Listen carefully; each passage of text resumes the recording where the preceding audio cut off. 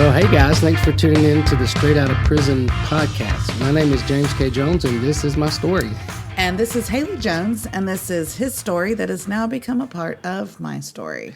I love your story being part of my story. Thank you, babe. By the way. Sweet.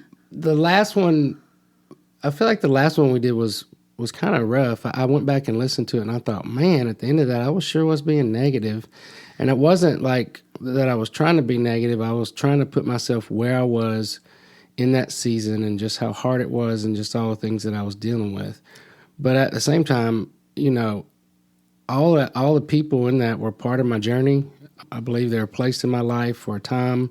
And there's a quote by John Maxwell. He says that many people that start the journey with you won't stay on the journey with you.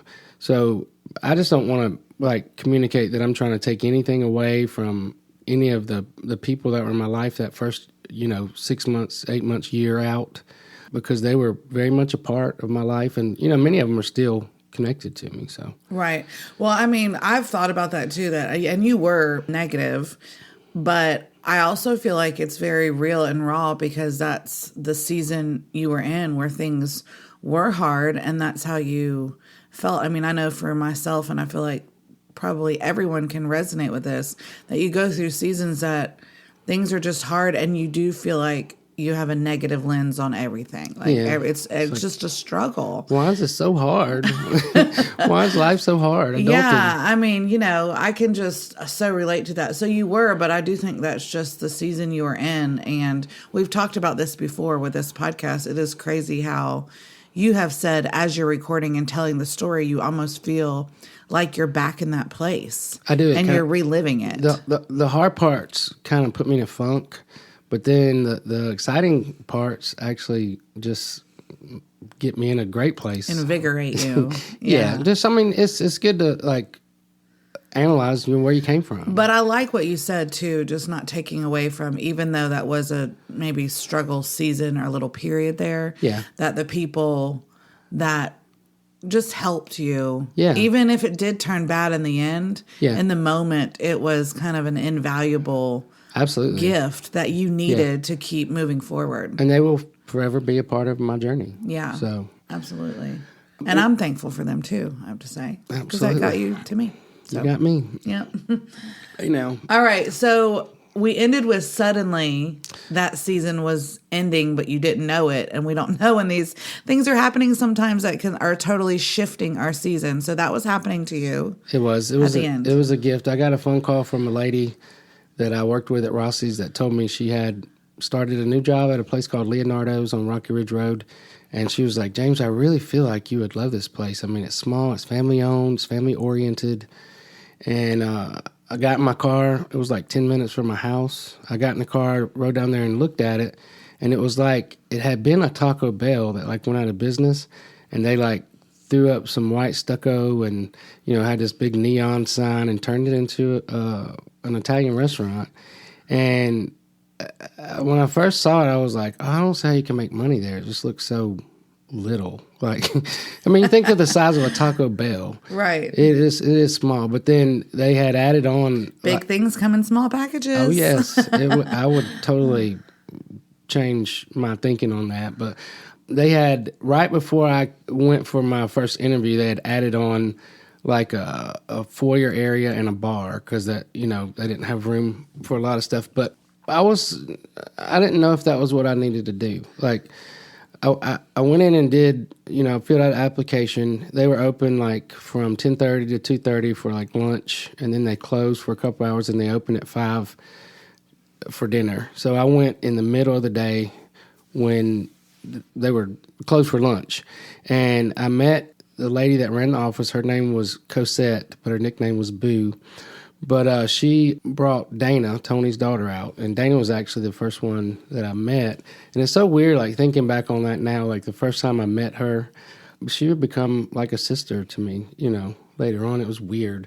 It's weird, reliving that. Yeah. But when I went in and I interviewed with her, she was telling me, they'd only been in business for about a year and that they were doing a really good business. But, they had a lot of struggles, with the wait staff and stuff.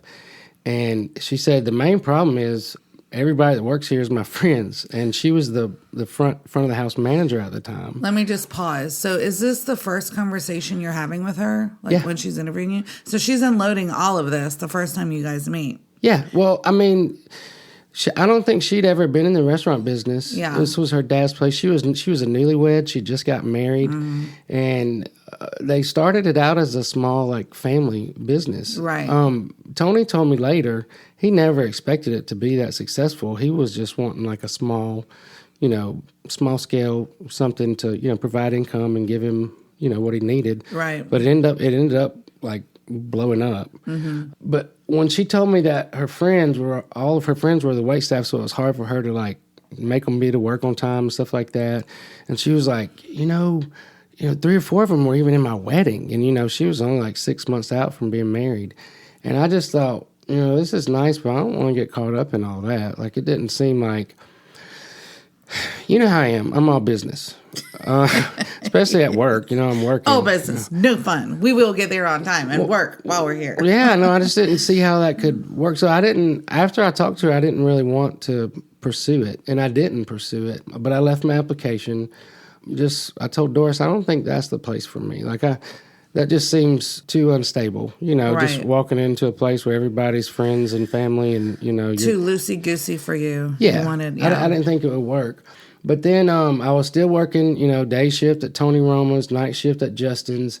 And the stuff at Justin's was getting worse because this Greek guy, he was mean and he was kind of shady. Some of the stuff he did, he would like try to sell old fish. And, you try to serve somebody some fish where they tried to make it smell like it wasn't old. It was just bad. It was getting bad. Gross. But I got a call at Justin's. It's crazy. I got a call at work. And they said, James, there's someone on the phone for you. And it was kind of weird. I mean, I had a home phone. I don't know why she called me at work. But it was Dana. And she said, my dad wants you to come and work for us. And I said, well, I really haven't made up my mind. And she was like, he wants you to start tonight or tomorrow. And I said, well, I can't just quit this job. I mean, that's not, there's no integrity in that. I have to put in a notice. And she was just like hammering me. And I said, well, let me think about it. And I went home and prayed about it and thought about it. And I thought, I hate this Justin's place. And this Leonardo's place does seem neat. But at the same time, I was hesitant to get involved in that because, friends and family, I don't know anybody. Okay, so you were hesitant in all the things that you just said, but was there at that point, like when you went home after that shift at Justin's, like just a tinge of excitement? Could you feel that a little bit? A little bit, but it scared me because I didn't want to get involved in like what I got involved in at Rossi's again. Right. Like I didn't want to be in that world. And you had no idea what you were stepping into. You just... No, I didn't know anything about him. I mean, at that time, I would find out later that he had been in prison and all the things. I didn't know any of that at the time. But I ended up feeling like this is what I was supposed to do. So I called her back and said, I'm going to put in a 2-week notice and then I'll start. And when I went back and put in my 2-week notice, the Justin guy, changed his mind. Like, all of a sudden, the sun rose and set on James K. Jones, and he was giving me all the shifts and the parties, and I was just like, too late, bro. But I did work out my notice. And then when I started, it was just a neat place. It was decorated like old Italy. Like Tony and Mr. Bruno they travel a lot and they buy like art, and he had a lot of art in there. He had a grand piano, shiny black grand piano in the middle of the dining room. There was this huge mirror in the waiting area there that, looked like it came out of the Vatican. And a mirror, you mean? I said mirror. You said mirror. Mirror. I'm from Phoenix City. It was a mirror. But it was like the side of a house size mirror. Like they had to every time you say that, I'm sorry. No, they had to take the trim off the door to get it in there to install it. Wow. And it was just neat. It was small and it was nice, and it was fine dining, but not like too fancy fine dining. It was like relaxed fine dining. Yeah, a casual Italian dining, and it would end up being everything I needed and loved. But so I bit the bullet. I started in November of 2000, but then I kept my they were saying that their lunch business was not that great because they weren't like in a business district or, downtown Birmingham, where people go to lunch. They were on Rocky Ridge Road in Vestavia, which is mostly residential. It was a little shopping center there, but, there's not a lot of lunch traffic. So I figured, I needed to keep my day job at Tony Roma's because they were always busy so I could make some money. But I started working there and then working at Leonardo's at night. But where do we go from here? Well, you decided to take the job. So let's talk about maybe the first shift, or, it was a place you ended up, talked about that you ended up loving and it was everything you needed. Yeah. But what did that first shift look like? Okay, the first shift I had, they told me that Raphael was going to train me. And so Dana was like, you got to follow him at least one shift and you can start waiting tables tomorrow, but you've got to know the menu. And the menu was similar to the one we had at Rossi's, but there was like neat stuff on there that was like, they did like a rolled eggplant, Parmesan type of deal. There was just a lot of stuff on there that was new that I had to figure out what it was. Yeah. But that first night, Raphael he was from Mexico and he was a hustler and he was like 6 feet tall and he was all about making his money. But he wouldn't really show me anything. He wouldn't train me anything. He was just like, you follow.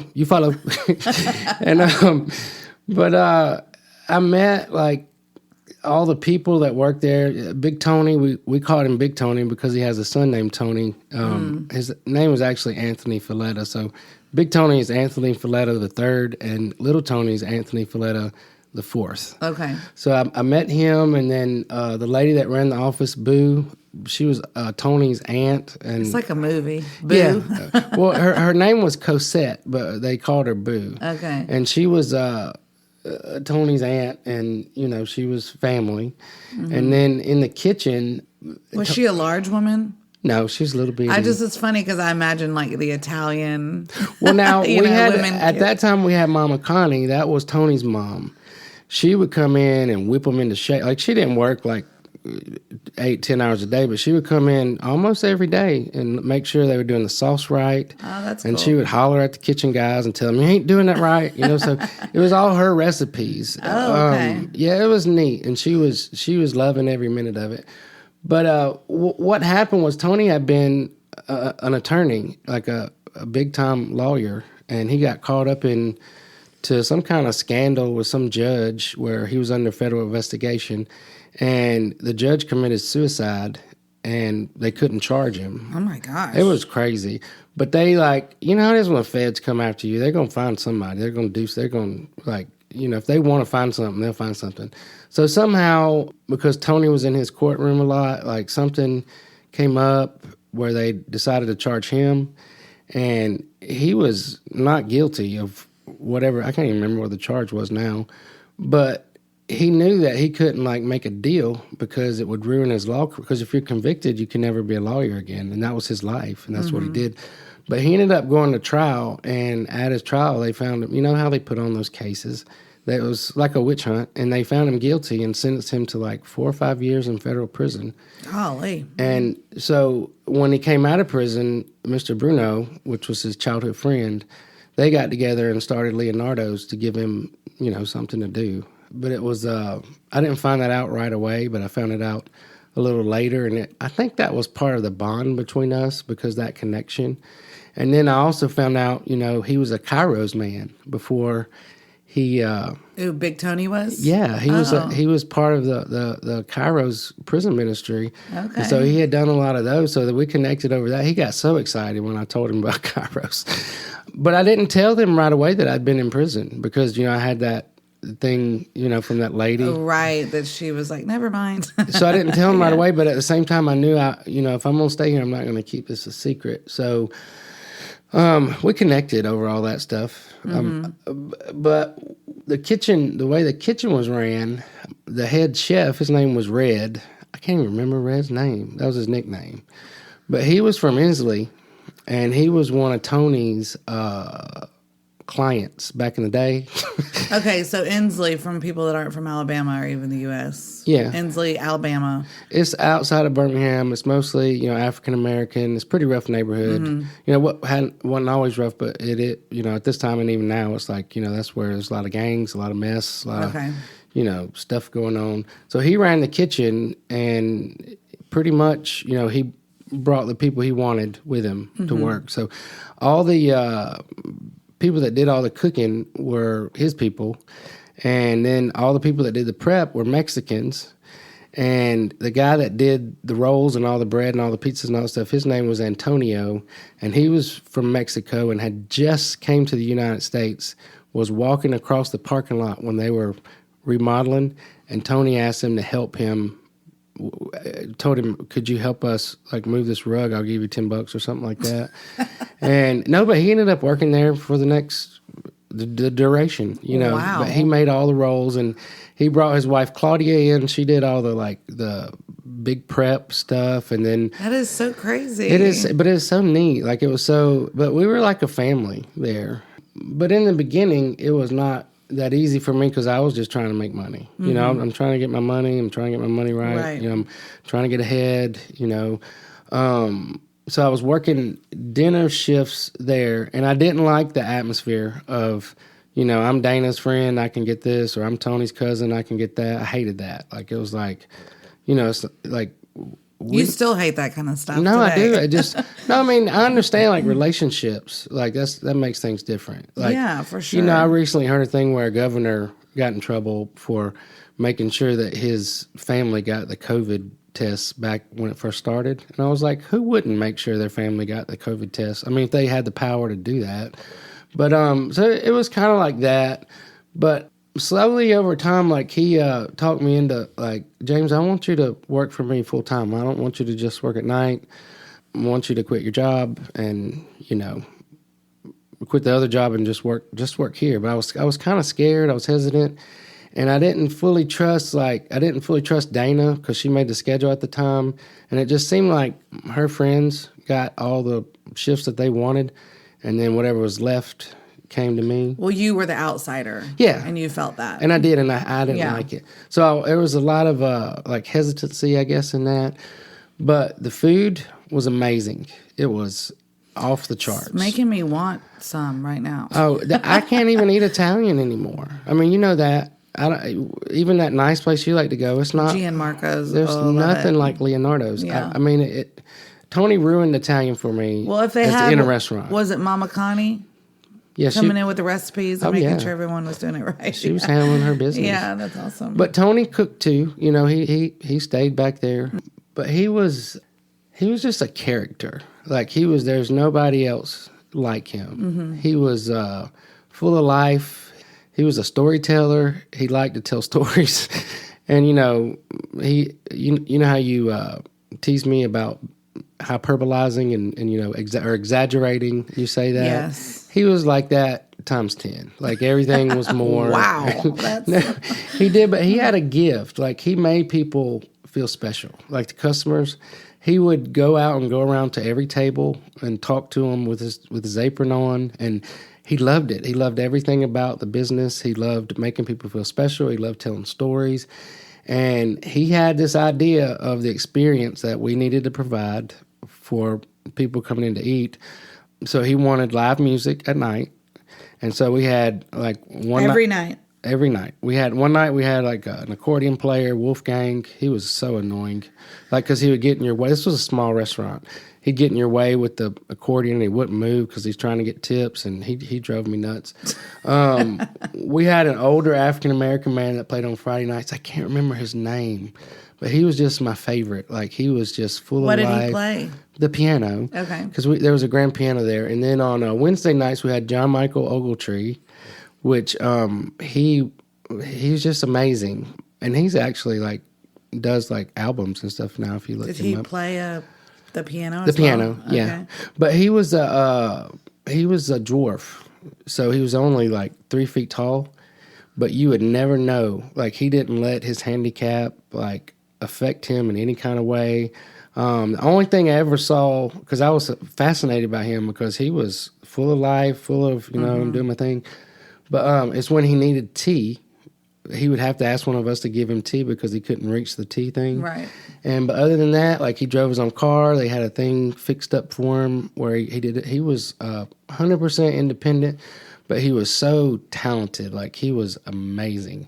And he had this thing that he would strap on around his, I guess his shoulders, where he could play the piano and then play the harmonica at the same time. And it was amazing, the stuff that he did. And then we had, several that would come and go in between, but those were the main ones that stayed.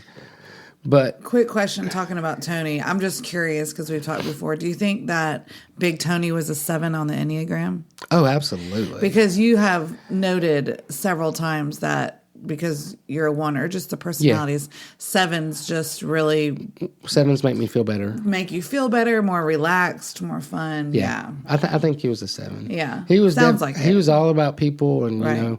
Later on as we I worked for him for 7 years, like sometimes like at night he couldn't stop talking to the people.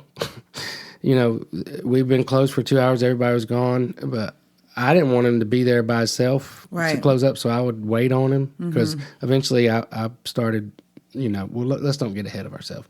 But back to the piano thing, one of the neatest things that he did was this was a digital grand piano. And it had like where you manually play it, where these people, the musicians would come in and they would play it. Mm-hmm.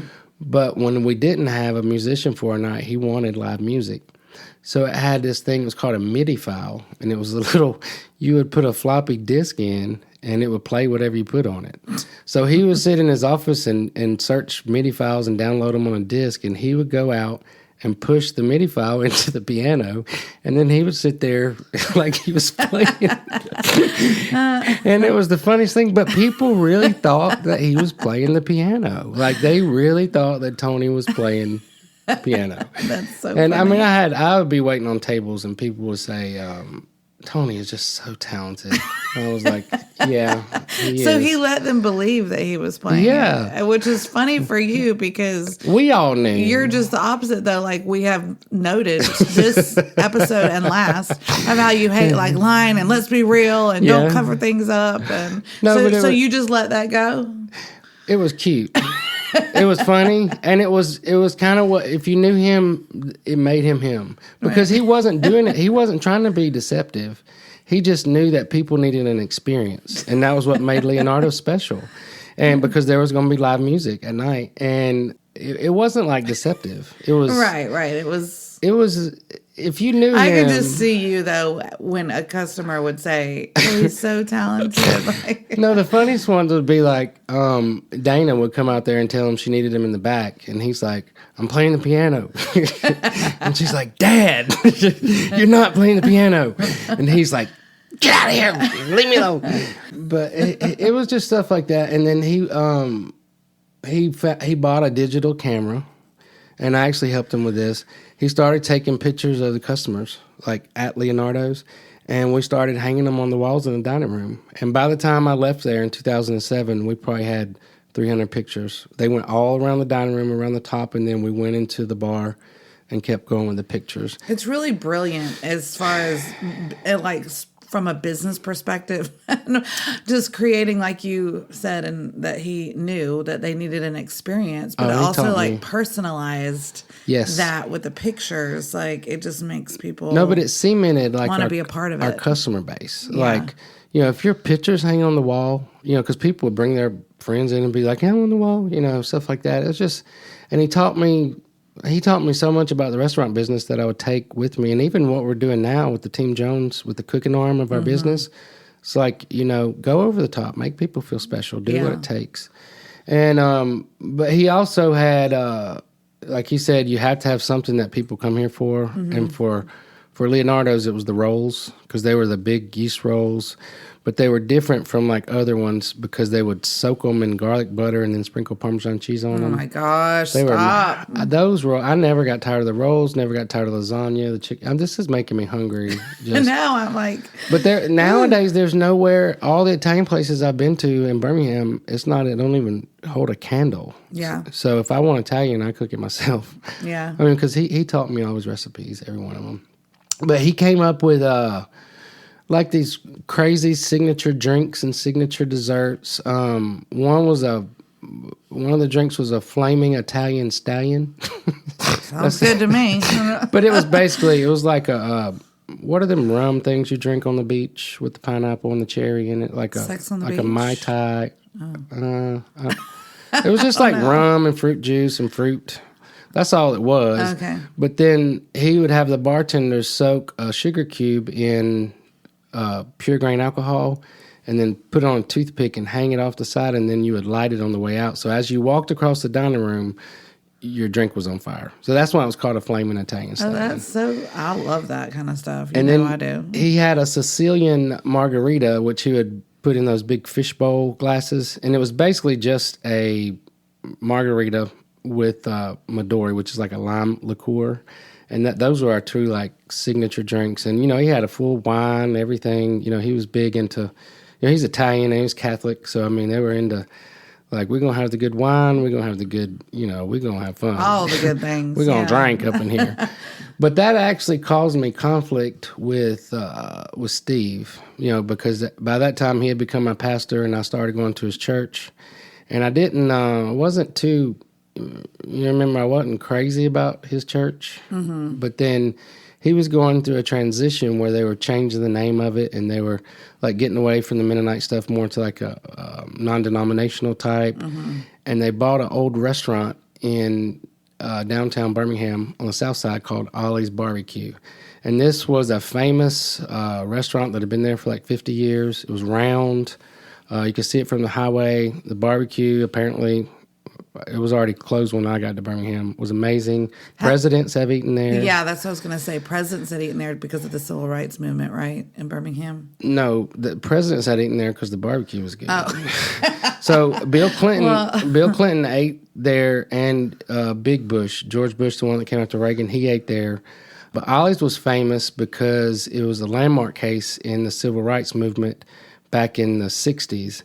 Because they were segregated. Okay, yeah. That's what I was thinking. They had, like, African-Americans working there, but African-Americans couldn't eat there.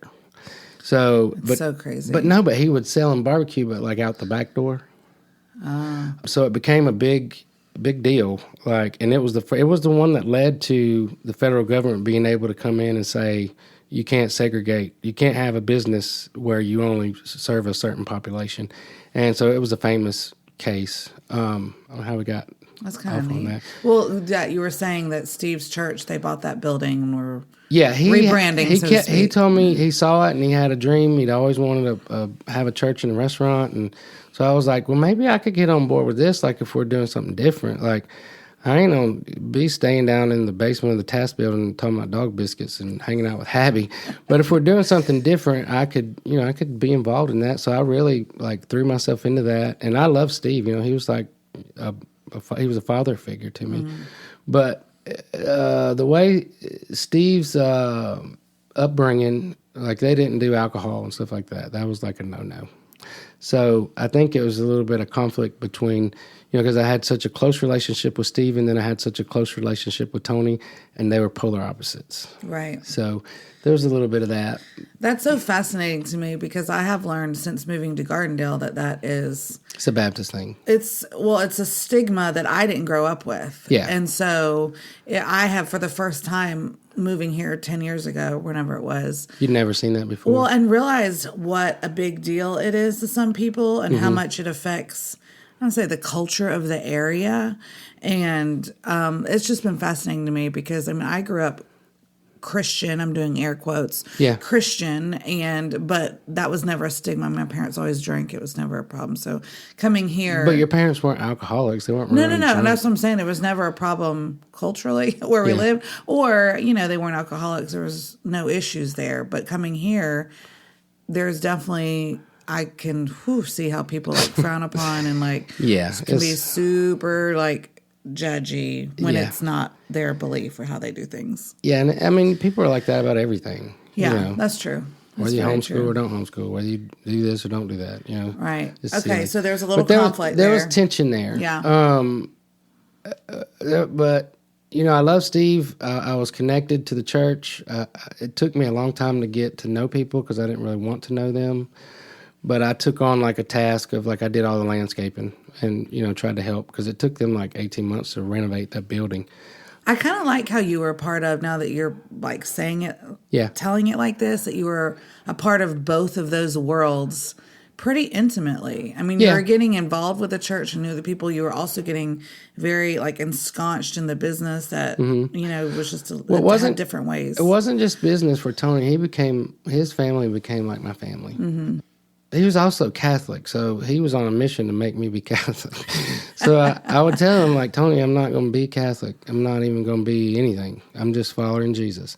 But he would take me to church with him. I remember one time there was something at Easter called Stations of the Cross, and he was telling me how amazing it was, and it was like they would reenact like the passion of Jesus, like the days leading up to it.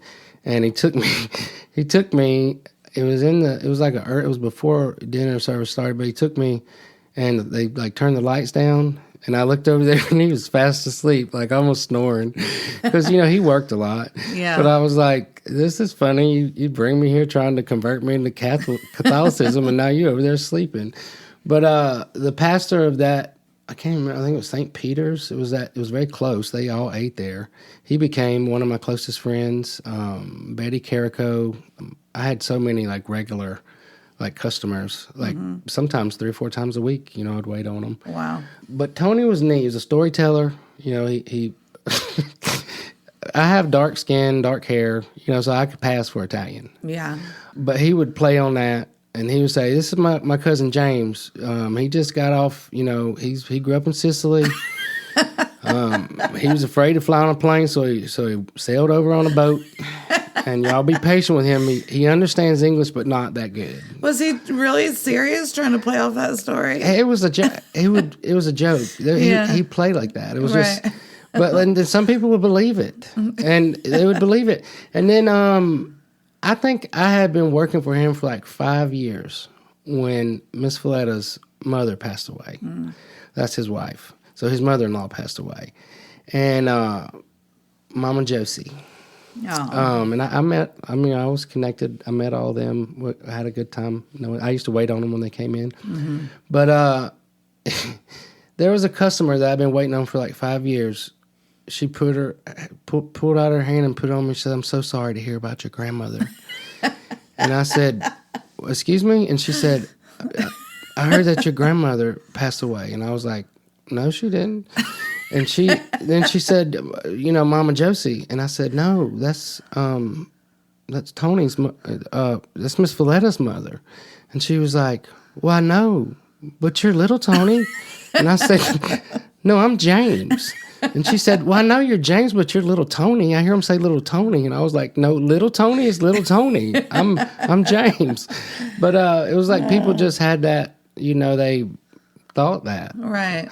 So what ended up happening in the beginning, I guess we need to go back to the beginning. So the way it was being ran was kind of a mess. Like it was like everything was all over the place. And Dana was working there, like running the front of the house, but I don't think she loved it. Mm-hmm. We had fun, but she didn't love, like, that's grueling to manage a dining room. Yeah, I mean, I feel that. I would not love that either. So she decided she was going to do something different. And they, one of Dana's best friends, her name was Leah, that she went to school with. She was Italian, Catholic, like in the family. Not family, but kind of in the family. Mm-hmm. She was a server there, and Tony made her the dining room manager. And then she did it for like 3 or 4 months, but she was like, you want to talk about a 7 or I personality? Like she had no attention to details. Yeah. And it was just, she was out of, like a fish out of water. Mm-hmm. And I guess she was struggling with it, because you had to make the schedule. You had the wait staff. We had like 12 people. You had to there was so much to manage. Then we had bussers and food runners, and it was just a lot. And hostesses and we had a huge to-go order business and bartenders. And so if you were running the front of the house, you had to be in charge of all that. So he came to me and he asked me, he said, "James, I want you are a natural born leader. And not just that, but you're a hustler like me. Like you're going to figure out a way to make your money, do all your things. And I want you to take over the dining room." And so I said, "How much does that pay?" And so he said, "Well, I'll pay you $10 an hour. And, you can eat whatever you want, drink whatever you want. And, you can do whatever you want. You can just run this." And I said, "Tony, I know you don't.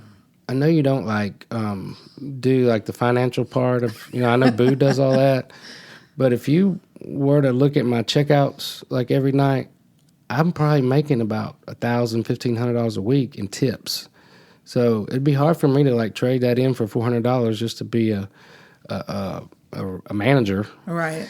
So he said, well, I can't pay more than that. And I was like, well, I don't know. I don't know what to tell you. So he waited a few days. He came back and he said, okay, I have a new idea. And I said, what's the new idea? He said, I want to make you the captain of the dining room. And I was like, what does that mean? And he said, well, basically, you can run the dining room. You run it all. Just take it and run it.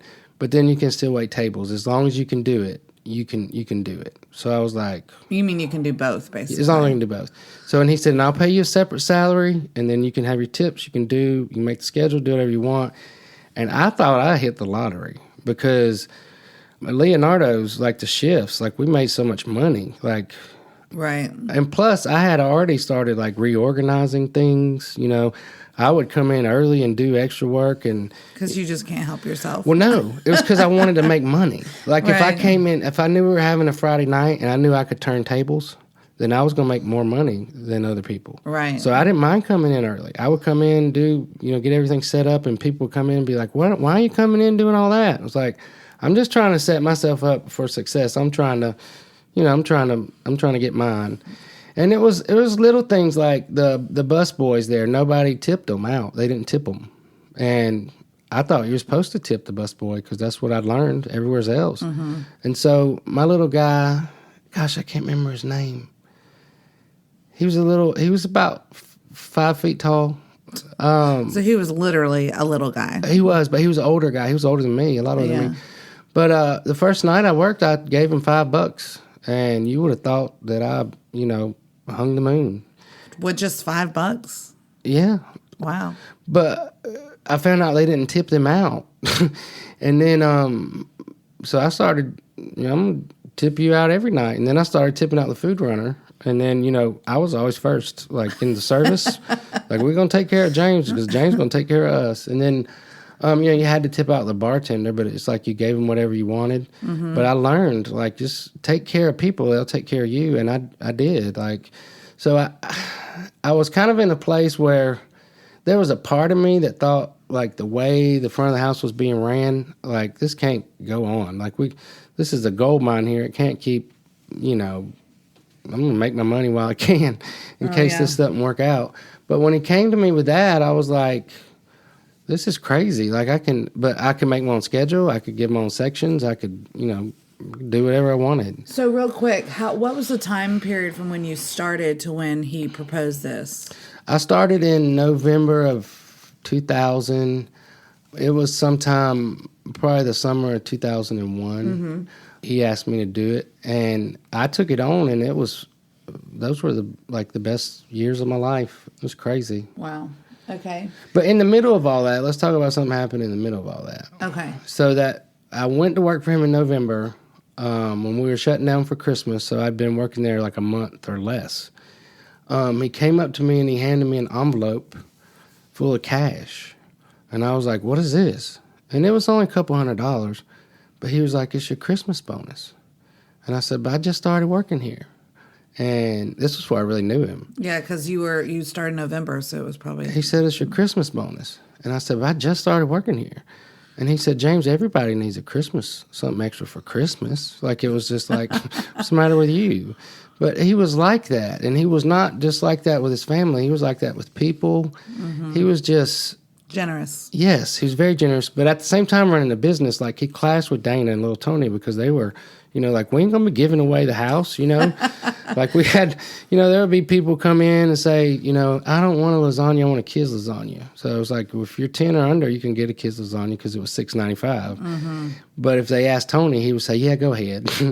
But then we'd have to come back and be the bad guys. Well, at first it was Dana and Tony that would have to be the bad guys, but then later on it would be me. But it was just, he made me feel like I was a part even before I was. Right. I mean, I can even see it in your face now that It's almost like you had never experienced someone being generous just to be generous. Yeah. Just to try to take care of you, just because, I guess maybe expressing in that way that he valued you. Yeah.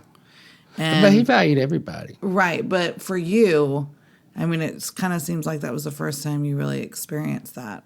Well, something happened with him. He became like a father to me. And I never thought he was my father. You know, I never thought like, but he filled a role. You know, Steve filled a big role, but then he filled a big, like a daily role of the things that he just, but also I would do things with him that other people wouldn't do.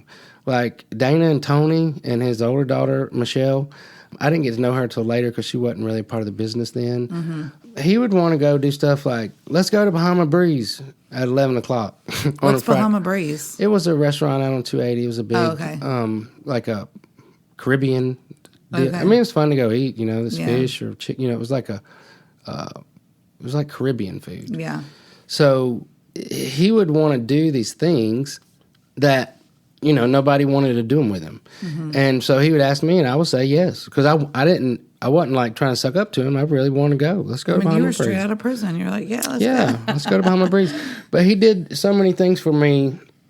He took me to my first Alabama game at Legion Field. And I believe that was the last Alabama game that was ever played at Legion Field. Oh, wow. He was so excited about Alabama football. He was a huge Alabama fan.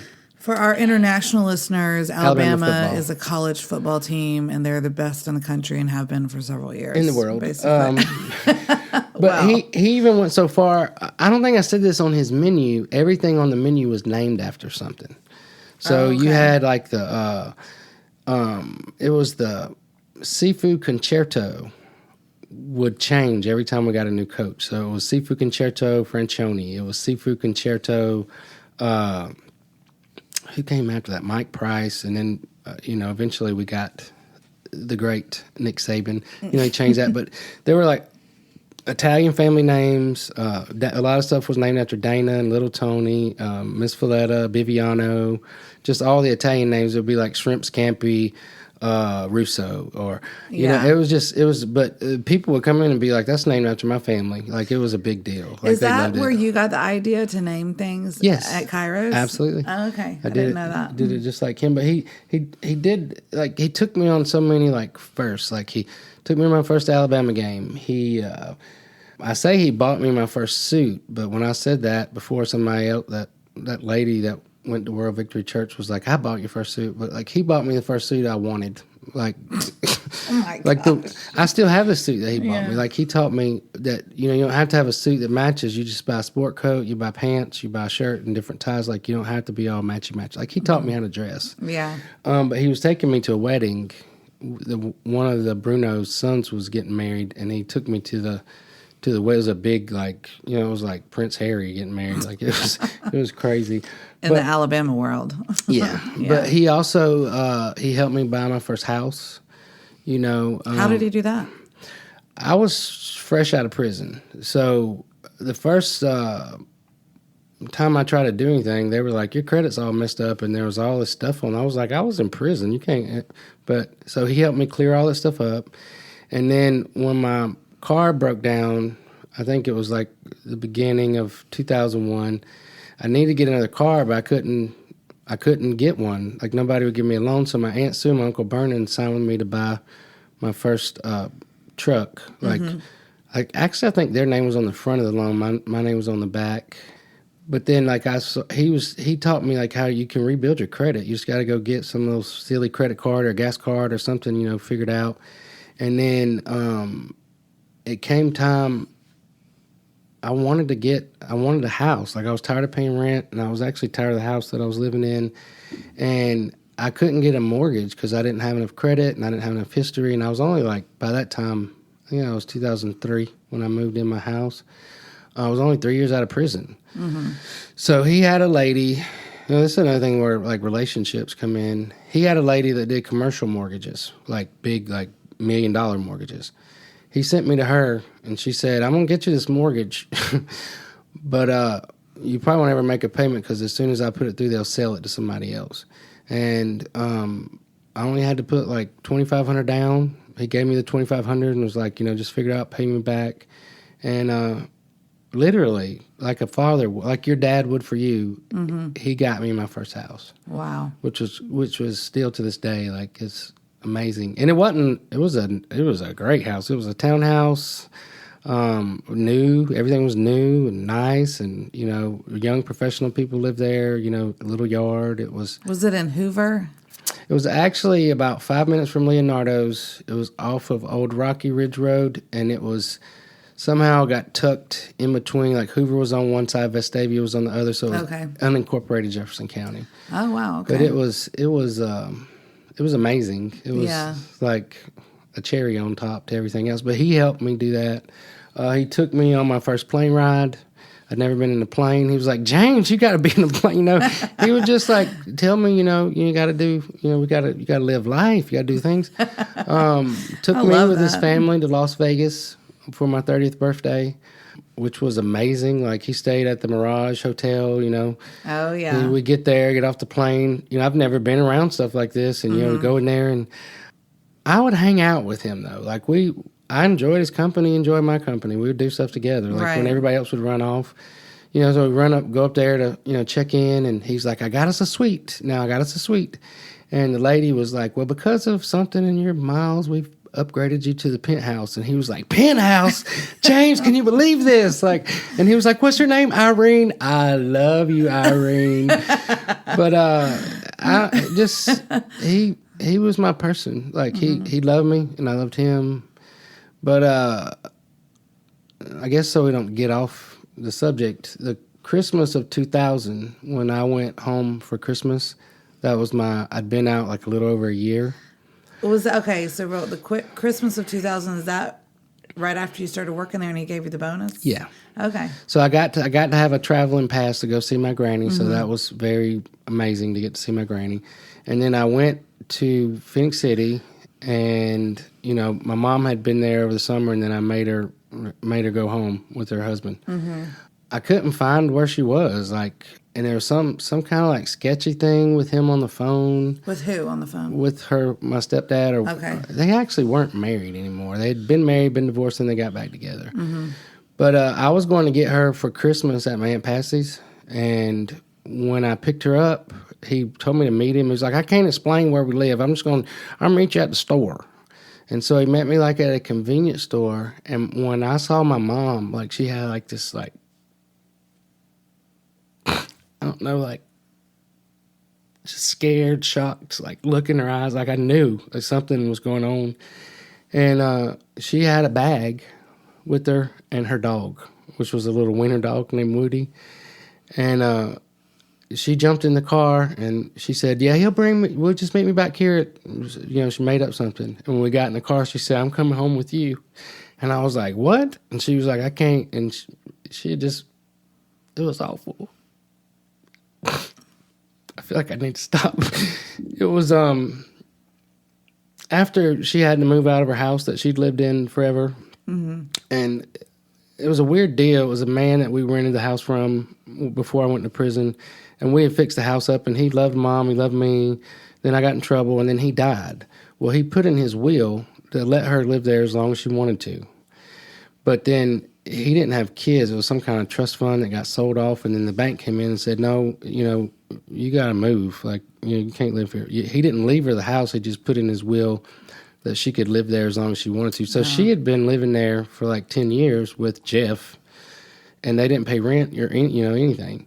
And it was already a bad situation, like what was going on with him, because I couldn't figure out. With Jeff? Yeah, like he wouldn't work. Like he would do like odd jobs and have yard sales. It was bad.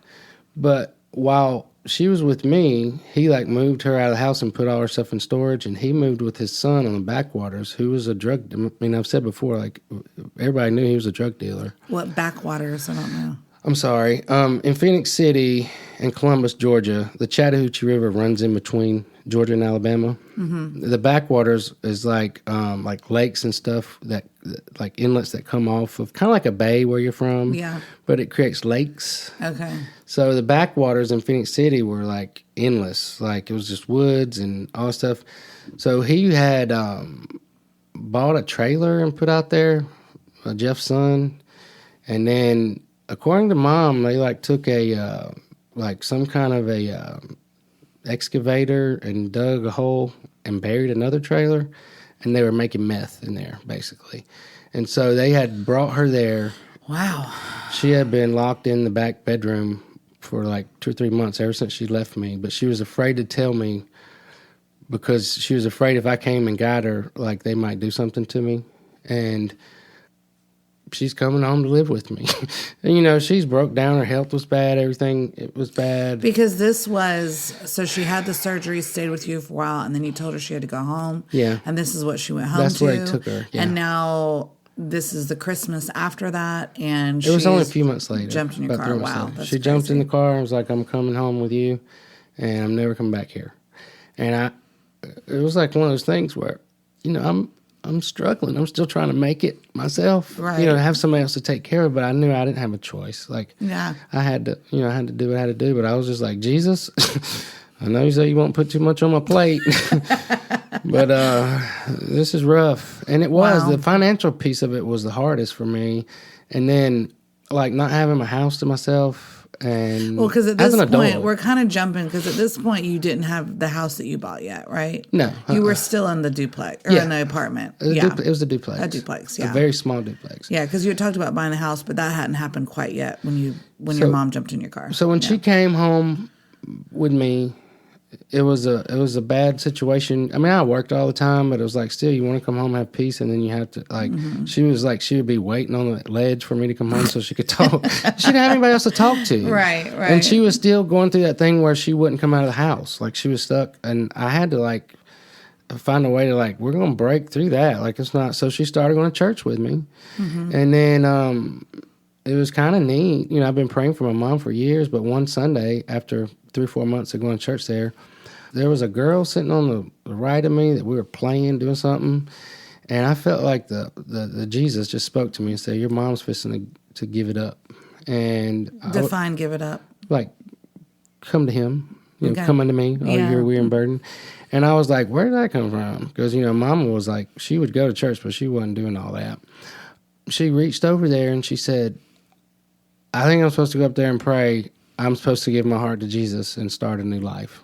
And so I was like, you want me to go with you? You know, it was crazy. But she did, and then she got very involved in the Grace and Truth Church. By that time, we were in the Ollie's building, and everything was going, you know, rocking and rolling. But Steve's wife, Leonardo, decided to be her mentor, and they became, like, best friends for a while. It was crazy, like, to see my mom, like, come back to life. And she did. She came back to life. But then she was so, like, beat down because she was trying to get, like, Social Security or something. And it was, you know, she was only in her 40s. So I finally asked, I think it was my birthday of that first year that she lived with me. I knew she wanted to buy me a birthday present. Because, you know, Mom. So she had been with you for about 7 months at this point. Yeah. So Yeah. you know how Mom is. She wants to buy gifts. Like, she wants to buy, Right. like, with our kids, you, me. Like, she wants to buy, I want to buy you something. I want Right. her love language is gifts. But I knew that she wanted to buy me something for my birthday. And I had a slot open on Monday nights, was a hard slot to fill for the hostess. And I was off on Mondays. So I was like, if I could get her to work on Mondays, I could have the house to myself and she could have a little spending like $50 a week or something. All about the strategy. Yeah, so I asked Mr. Flood and he was like, sure. And so I told her, you're going to go to work one night a week and you're going to go to Leonardo's and you're going to be the hostess. You tell her that. No, I made her do it. I Yeah. made her do it. But might have been 2 or 3 weeks. They hired her on full time. They made her the daytime hostess and the nighttime hostess. And she came back to life and just, I think those 10 years that she worked at Leonardo's were the best years of her life because she got to see people every day. She got to love on people. She started becoming like, it was weird. Okay, so you got servers that wait on tables where people are tipping. But Mom would do the to-go orders where they would call in their order.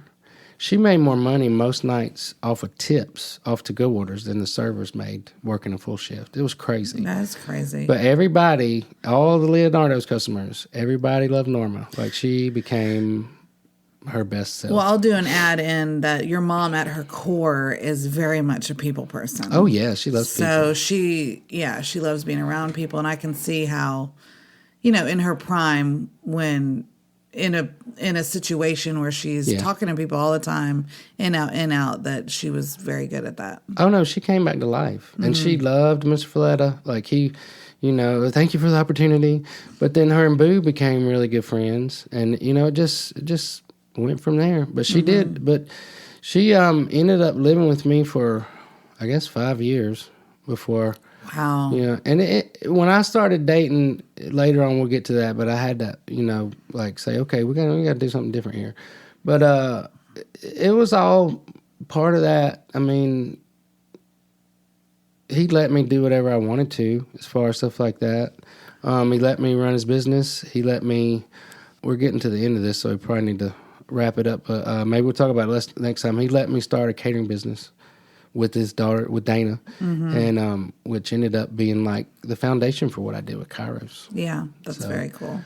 Well, this whole episode, everything we've talked about has been very energizing because it just sounds like everything was new, exciting, and it was even, I would say, you say your mom came back to life. She did. Wouldn't you say that it's almost like you came back to life a little? Oh, I did. No, I found my thing. Like this was, even to this day, it's like that was my favorite as far as like a career. I loved it. I mean, I was, I ran the dining room, I ran the bar, I ran the front of the house, and then we started the catering business. I started running the catering business. Then we started doing events. I started running events. Then we started doing banquets in-house. I started running the banquets. But I had 7 people that started with me when I started like leading that team in 2001 that stayed with me till 2007 when I left, which is like 7 years, same team in the restaurant business is almost unheard of because the turnover is so great. But maybe we'll get into some of that in the next one. I don't want to just stay on Leonardo, but just Mr. Folletta, Miss Folletta, I don't know if I said that. She became a really good friend to my mom. Boo, Tony. I think Mama loved little Tony more than she loved me because he was, he would like take up time with her where I was like impatient. Like he would sit and talk to her or show her, because I would have to train her how to do something new on the computer. And she'd be like, I'm going to go get little Tony. She couldn't. But it was amazing, and I think like it bothers me now that I didn't realize like what a gift that was when it started or even in it, because I was always looking to the next thing. Like I want my own restaurant because Tony would let me do what I wanted, but within the bubble of what he said, like this is what we're doing. Like if I went outside of that line, he would say, James, we're not doing that. Well, naturally, it was his and restaurant. Then I would say, well, no, let's do, and he'd say, when you open your restaurant, you can do that. So, but that I was always like, well, I will. Well, I think, we can end on this, but like you just said, you wish you would appreciate or known the gift that you were in. Yeah. Because even as you're retelling it, you can tell it was like an exciting season. It brought life. The finances part, it brought money, it brought relationships, it brought all those things. And I think, number one, it's important to reflect and like to realize that and to know and recognize it for what it was, because it really does, I feel like, bring hope. Yeah. But also, I think the second lesson in it is, and I experienced this, is just looking where we're at right now. And when we fast forward 5, 10, 15 years, what are we experiencing or what's happening right now that we're going to think later, golly, that was such a gift that we're not seeing. And that we get the lens and the eyes to like recognize the gift that we're in right now. It's beautiful. Don't cry. I won't. Okay. All right. This has been awesome. Everyone, look for the gift you're in right now that you might not see. We're going to do the same. Thanks, guys. We love you. Bye. Bye. Hey, guys. Thanks so much for tuning in to the Straight Outta Prison podcast. For more exclusive content, head over to our website, teamjones.co/podcast. Yes, you can subscribe by clicking on the Become a Patron button, and that's going to get you access to our For Real Reel, which is very different than the highlight reel. Some very juicy content there. Good stuff. Or you can look us up on Facebook and Instagram, Straight Outta Prison Podcast. Yes, that takes the story to a whole new level where you can see some of the people that James talks about in his story and see some of the places that he's been. I've been loving it, and you will too. Prison recipes. Yeah, all the things. Good stuff. We'll see you soon, guys. Thanks. Bye. Bye-bye.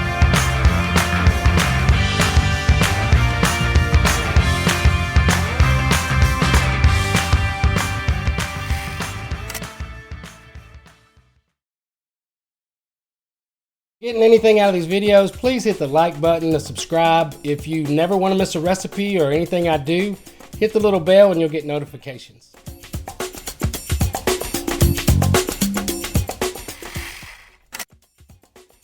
Fresh basil is my go-to in the summertime. It's easy, it makes any dish pop. I've even had it on ice cream.